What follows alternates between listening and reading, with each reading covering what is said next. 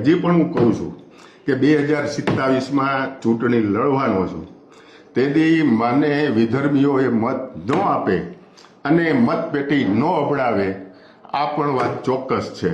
મેં વિધાનસભામાં મુસ્લિમો પાસે કોઈ દી મત માંગ્યા નથી. હું જ્યારે પણ ત્યારે લડ્યો ત્યારે એક પણ મુસ્લિમોને મેં કીધું નથી કે મને મત આપજો. 2.25 લાખ મતદારો છે.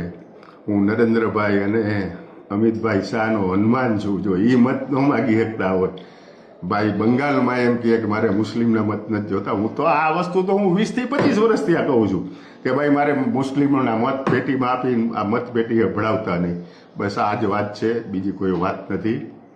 આ વિડીયો બનાવવા માટે થઈને જે વ્યક્તિ તમારી પાસે આવ્યો અને ત્યાર પછી જેણે આ વાયરલ કરવાનું કૃત્ય કર્યું, એના વિરુદ્ધ કોઈ કાર્યવાહી કરવાનું તમે વિચારી રહ્યા છો ખરા, કે જાણી જોઈને તમારી છબી બગાડવા માટેનો પ્રયત્ન થયો છે? એટલે એ કોંગ્રેસનો માણસ હતો, એ કોંગ્રેસના માણસની પાછળ કોઈ પણ મારા વિરોધી તત્વો હોઈ શકે છે.